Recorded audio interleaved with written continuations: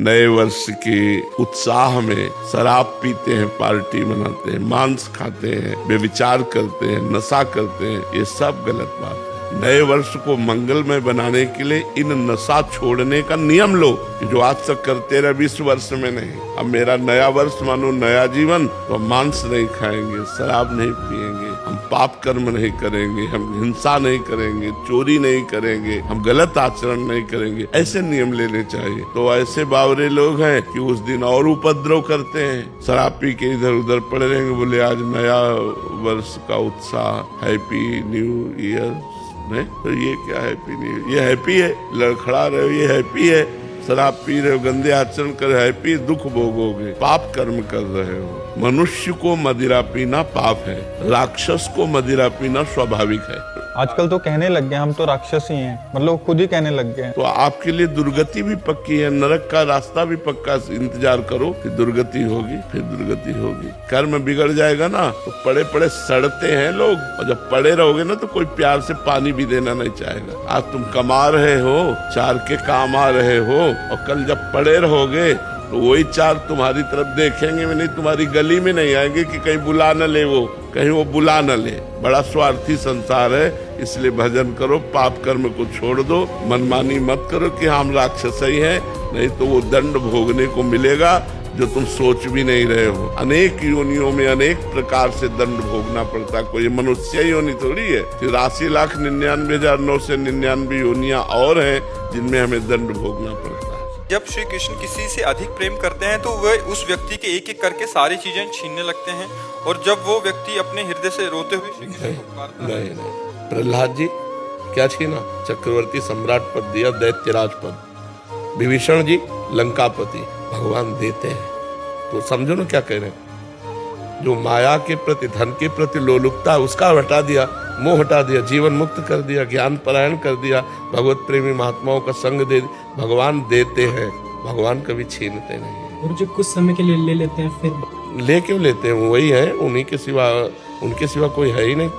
वो तो ऐसे दाता है, जो गाली देता है उसको भी देते हैं। ये जो भक्ति करता है उसका जीवन संकट पूर्ण कर दे, ऐसा कैसे हो सकता है? हम माया में फंसे, भगवान माया रहित कर देते हैं। भगवान सुख देते हैं, दुख छीनते हैं। धन से किसी को सुख आज तक नहीं मिला, तृप्ति नहीं मिली। परम धन भगवान नाम रूपी धन में रति कर देते हैं, संसार के धन से वैराग्य कर देते हैं। जो भगवान से प्यार कर रहा है उसे पूरा संसार प्यार करने लगता है। जो भगवान से प्यार करता है उसे माया माँ की तरह दुलार करने लगती है। विचार करो, वैसे संतों के पास लोग आशीर्वाद लेने जाते हैं और हमें आशीर्वाद देने आते हैं। स्वस्थ रहो, तुम्हारी दीर्घायु हो, तुम्हें कोई कष्ट ना हो, यहाँ ये आते हैं। भगवान से प्यार करने से मिलता है, छिनता थोड़ा है। तो भगवान के कारण ही तो है। सोचो, अपना लड़का भी अपने से इतना प्यार नहीं करता जितना ये लोग प्यार करते हैं। तो ये कैसे प्यार हो? भगवान। तो हम ये कैसे कहते कि छीन लेते हैं? हम तो कहते हैं भगवान दे देते हैं। अज्ञान छीनते हैं, माया छीनते हैं, दुख छीनते हैं, अशांति छीनते हैं और शांति देते हैं, सुख देते हैं, करुणा करते हैं। ऐसा कैसे हो सकता है? इंसान जाता कहाँ है महाराज जी मरने के बाद?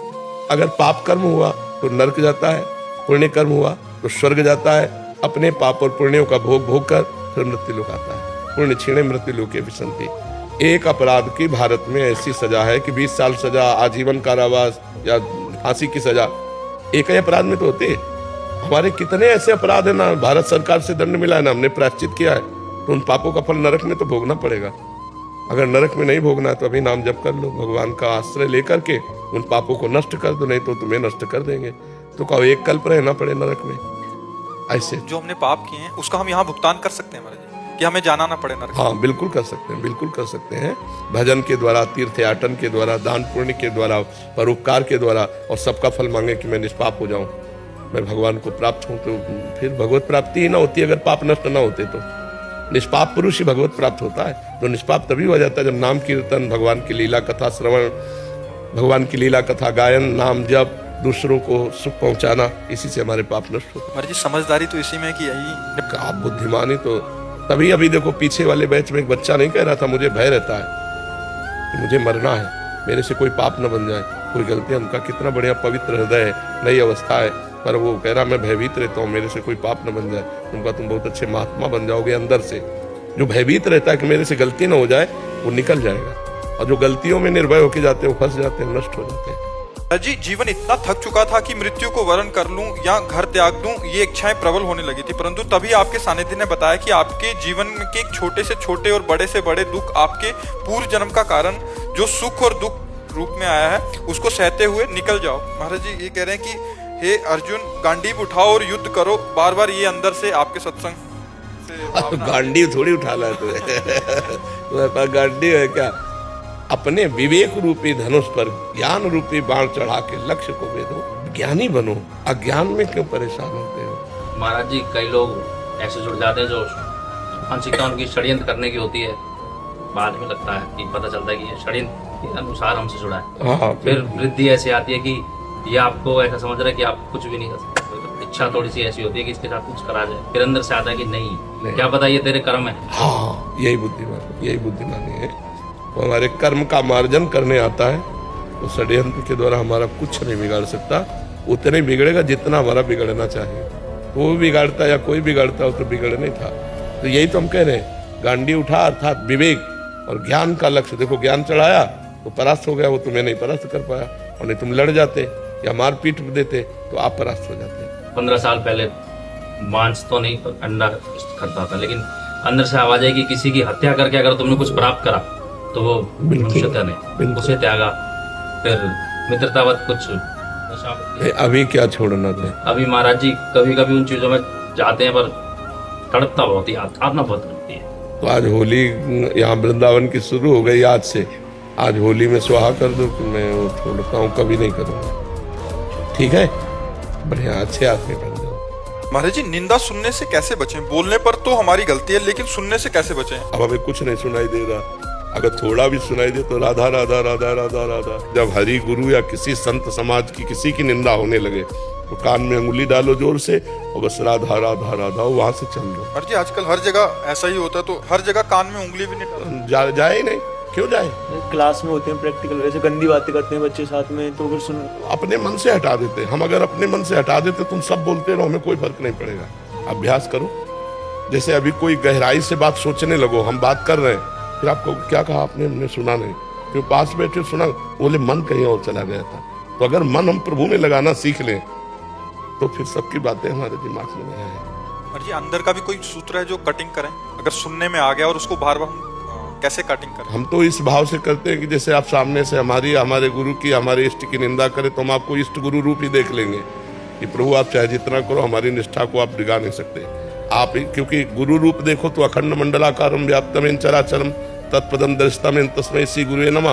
और इष्ट रूप देखो तो श्री राम में सब जग जानी, आप ही हो प्रभु। आप अपने मुख से अपनी निंदा करके हमारी परीक्षा ले रहे हो, तो हम आपकी निष्ठा छोड़ने वाले नहीं। हम आप में दोष दर्शन ही नहीं करेंगे, क्योंकि आप निंदा कर रहे हो, हम आपकी निंदा करने लगे तो हम आप एक ही श्रेणी में खड़े हो गए। हम आपको इष्ट रूप देख करके हम उस बात को ही नष्ट कर देते हैं। ये सूत्र सही है, क्योंकि कहीं ना कहीं देखने को, सुनने को कहाँ तक रोकते रहे महाराज जी। तो ये सूत्र बहुत अच्छा। मत्ता परतरम नान्यत किंचित अस्ति धनंजय। भगवान कहते मेरे सिवा कोई है ही नहीं। तो महाराज आप कोई भी कपट रूप रख करके आओ, हम तो यही जानते हैं आप ही हो। और आप अपने मुख से अपनी निंदा करके हमारी परीक्षा ले रहे हो तो ले लो, हम आपकी निष्ठा से डिगने वाले नहीं। तो हमें उस पर भी क्रोध नहीं आएगा, क्योंकि इष्ट भाव किया, उस पर भी दोष दर्शन नहीं होगा। नहीं, वो किसी पर दोष दर्शन करके बोल रहा है, तो हम उस पर दोष दर्शन कर ले तो हमारी बात तो बराबर हो जाएगी ना। वृंदावन धाम में एक भूखंड मिल रहा है, लेकिन उसमें एक कोने में काफी पुराना पीपल का वृक्ष है। महाराज जी कृपया मार्गदर्शन करें, उस भूखंड में निवास करने हेतु, भवन बनाने हेतु। नहीं, एक डाली भी मत काटना, भले वृंदावन वास मत करना। कोटि ब्राह्मण कोटि गौ हत्या का पाप लगता है जो कोई वृंदावन के किसी भी वृक्ष को काट दे।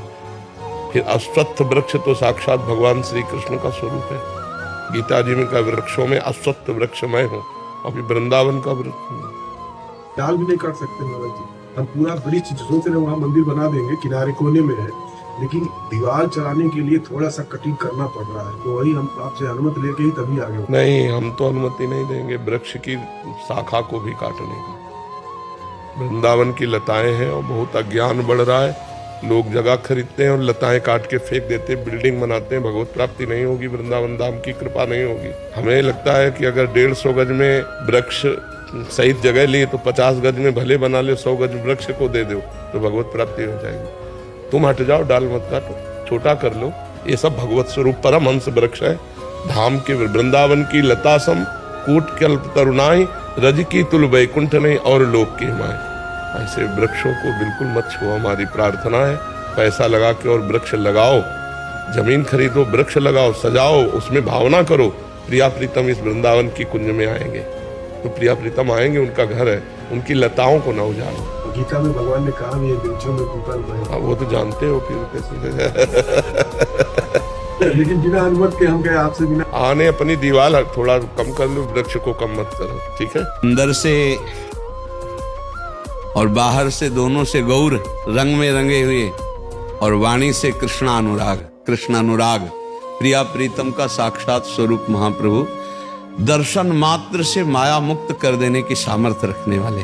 पावत ही तिनको दर्श उपजय भजनानंद, बिन ही श्रम छुट जाए सब जे माया के फंद।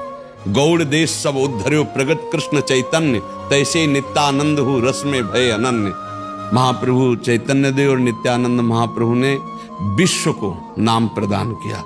आज भी विश्व में जो कृष्ण नाम की धूम है वो महाप्रभु चैतन्य देव का प्रसाद है।